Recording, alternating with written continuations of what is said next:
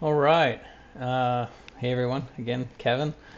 So I am going to now teach you today the second part of the training series, which is contact hunting and how to find those actual prospects. So what I mean is the names, the actual people in charge of those blogs. So we already did all the finding of the competitors, and we built our list of qualified prospects in the last video. And in this video, we're going to talk about actually hunting for that person or those people in charge of that blog. Okay, so really, if I come down here to the section here for contact hunting, uh, go to email. Here we go. Contact hunting. Really, there's just a couple methods that we use, and it's not to say that this is what you have to do to find it or find the right person. I really don't have a specific way that I require anybody to find a specific contact, but these are just some of the ways that I've done it, and in the past, and other people I know of do it similar ways. So if you have a better way to do it, I'd love for you to share with me and teach me. But I'm going to show you how I do it and how you can find the people use some different ways, like the LinkedIn tools, their About Us page, maybe a plugin extension for the browser called Hunter.io, or even something else like Lucia or Contact Out. Those are other extensions that can be used. And again, there's others. Maybe you're using Uplead or you're using Crunchbase or something else like that. There's plenty of other ways to find people and email addresses. So use your favorite method. Find the people however you find them. Just make sure you find the right people. That's really all I care about in this case. So I'm going to teach you a way that maybe will help you streamline instead of just searching through a database on Uplead or Crunchbase and saying, give me the marketing director and give me their email address. They may not be the actual person that is actually the right person for that blog.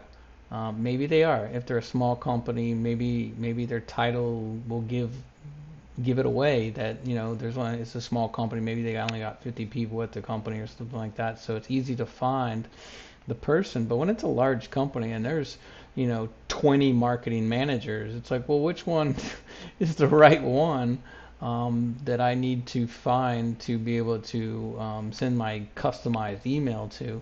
Otherwise, you're just spinning your wheels and wasting your time because you're sending it to the wrong person.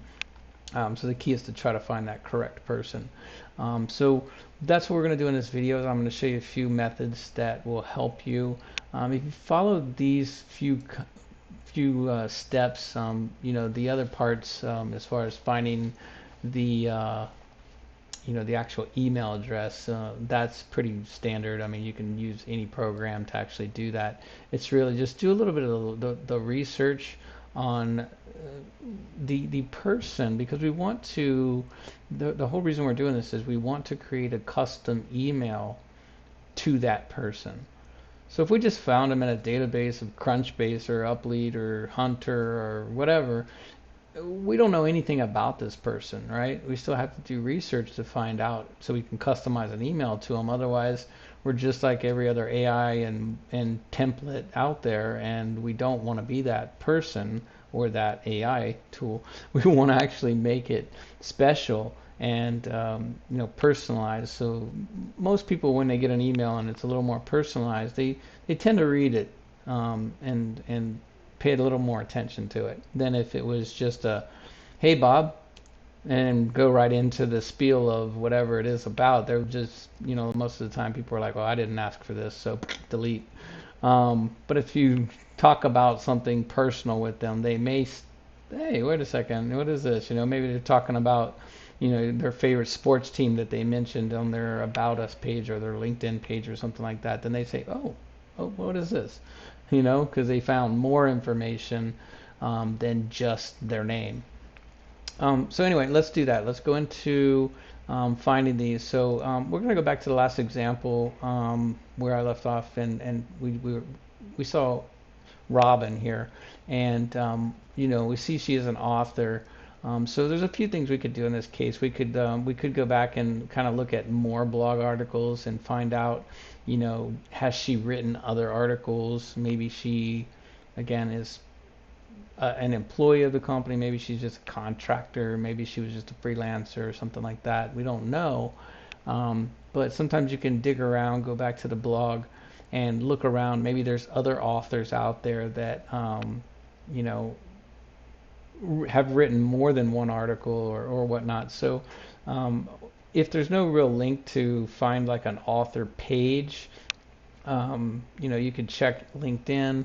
LinkedIn, you can find out what company she works for, what her email address is, of course. But again, it's finding the right person. So in this case, she's just an author. That doesn't mean she, makes decisions on what goes into this blog necessarily. Maybe she does. So I'm going to go back up to the top and just go into the main blog and just kind of dig around a little bit here and see what we can come up with. So let's look at some of the top ones that are the newer articles. Here's one that is pretty recent. Let's just click on that and kind of look down at the bottom. Who's this? Okay, so this is Tobias. Tobias.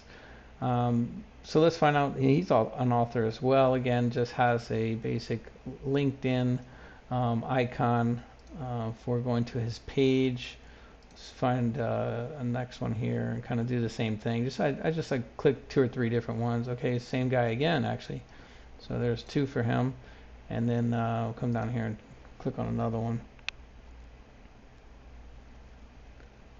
And again, so okay, now so we have 2 authors that work at this company. I only saw 1 from Robin, and I saw 3 from Tobias. So maybe, again, we don't know. We're assuming maybe he writes more articles. Maybe he doesn't. Maybe I just got lucky and found 3 of the same. So let's go to LinkedIn. Let's find out what company he works for, who he is. Okay, so looks like he's the VP of product at Bitly. And if we remember right, down at the bottom here, the About Us said Bitly Europe is the actual company. If we click on that, it gives a little bit more information, may give us something of like a headquarters location, which is something on our spreadsheet that we'll add eventually. Sometimes you can look for jobs information. The jobs might say, kind of where they're located. I don't see any About Us type of information where they talk about the people. So we don't really have anything to go off of there. If we look at the resources or the About Us, I don't really see anything else that says, the people that work at our company type of thing. So we may have to just go to back to LinkedIn and maybe let's search down by the company. So at Bitly here, it says again he's VP of product. Let's go to,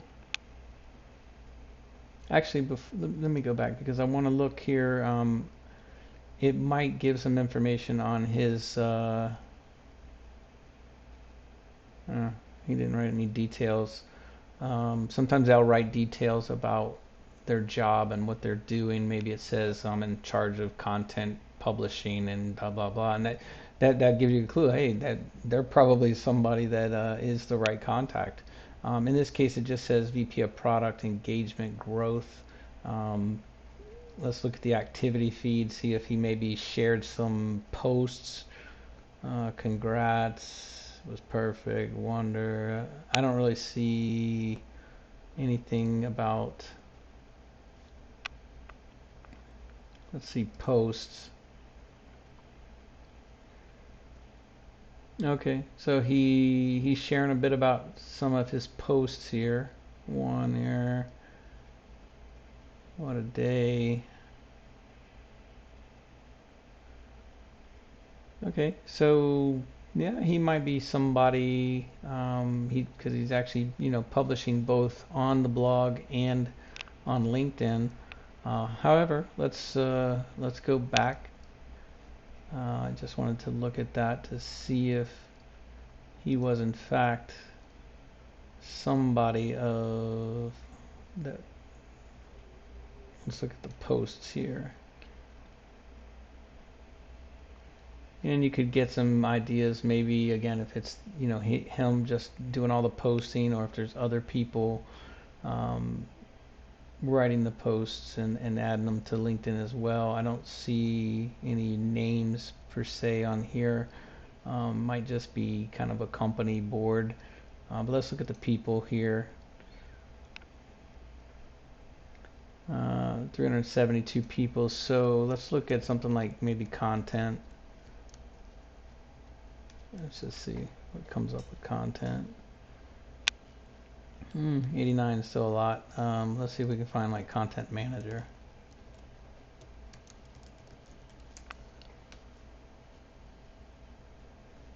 All right, that's a little more manageable. Let's see what we can find.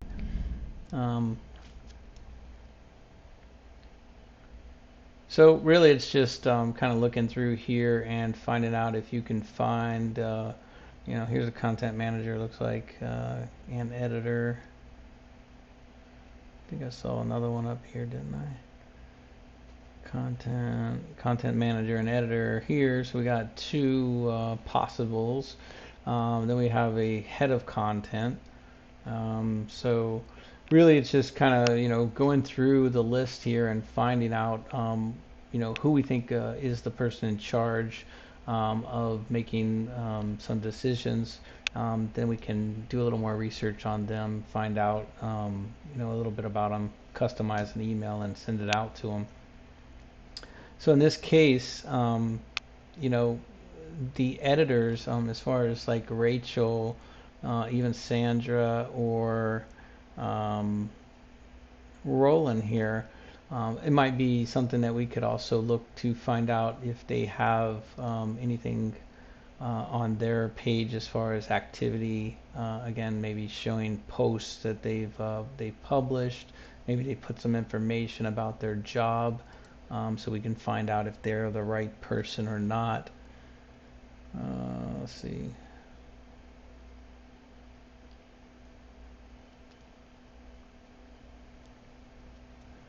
And if not, we might be able to send an email to him. He might be able to direct it to the correct person. The goal is to find the right person, but if you can't find the right person, finding somebody close to the right person, you have a good possibility. And in our case, we want to find two people at the same company. So one primary who we think is really, maybe 75% chance that it is them, or at least 50% chance it is them, and then 50% maybe is the other person. That way, if we have two, at least we have a 50-50 chance of finding the right person and connecting with them. Or if it was the wrong person, we have both. If both were wrong persons, we have two people that might forward the email to the correct person, and we might have a better chance of finding the actual correct person and getting a reply back, which is the whole goal of this email hunt and this contact hunting. So she didn't put any information here. She's probably the same as that other guy, the Roland person here. Let's check Sandra, see what she says.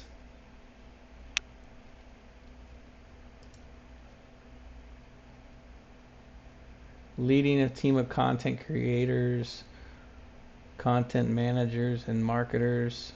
So she might actually be the one that makes the decisions. But again, it could be one of the other two marketing content managers that we found as well. So I would add her to the list, and I would add maybe one of the content managers to the list as well. So for, here you can find the contact info. Sometimes they'll list the emails publicly, but if not, you can use something like I said, an extension of Lucia, Contact Out, Hunter.io, something like that, or go to Crunchbase and um, or Uplead or one of those other platforms to actually find um, the email contact information. But if she is the one making the decisions, we'd want to find out if she has something that we can connect with about that personalized email. So if we take a look at some of her posts, maybe she talks about something in one of her articles that we can just kind of make a little connection with and customize the email. So really that's all you're looking for. You're looking for some seed information that you could connect with. Maybe you'll go through her experience here. Maybe you'll find something in common with her that you can also connect with and um, customize the email for her as well. So really that's it as far as the going through the contact hunting methods is really just finding that person and or those two people and seeing what kind of information you can find about them so that you can write a little custom header of the email and again have a better chance of them actually responding than just hey Sandra and then going into a sales spiel for content services or something like that. So again, not all people, if she's busy and she's got a lot going on, she's probably not going to respond to something generic and like a template. But if it's more personalized, she might be like, "Who is this? Like, how do they know this about me?" You know what I mean? Kind of interested, like. But that becomes more friendly kind of conversation that you're trying to start to get a reply. That's the whole goal. Versus just that cut and dry, template. Sometimes I get those, and I might read the first paragraph and then be like, "Nah, I don't need this," and I hit delete. If it's something that's more personal to me, maybe they mention something about me, my company, what I like to do, maybe something in the past, maybe we both worked at the same company or something, and they mention something, it'll spark interest, and I'll continue reading. And that's the whole goal behind this whole thing is we want to get a reply. So even if they don't reply, we got a better chance of them replying. So that's the whole goal of this video is finding that right person and then customizing that email. So the next video, what we'll talk about is actually how to draft that custom email, how to send out that first email, and then how to add them to the email automation program. So you don't have to worry about sending any follow-up emails to them. Once you put them into that group of our automation system, the system takes over from there, does all the follow-ups for you. You don't have to do anything. It's really lovely. And then when they reply, it'll come back to the main email box, and whoever's monitoring that email box can then go to the email automation software and remove them from the group so they don't continue getting follow-up emails like, "Hey Sandra, how about da da da?" And she's like, "What? I already said I wanted, why are you you're still trying to sell me? I'm already sold." So yeah, we don't want that to happen. So we'll make sure we take them out of that group. But really, it's just drafting that initial first email, sending it out, and then adding them to the group, and you're done. Okay, so again, if you have any questions, just like before, feel free to reach out to me, ask any questions you might have, and I will get back to you as soon as I can. So thank you for watching.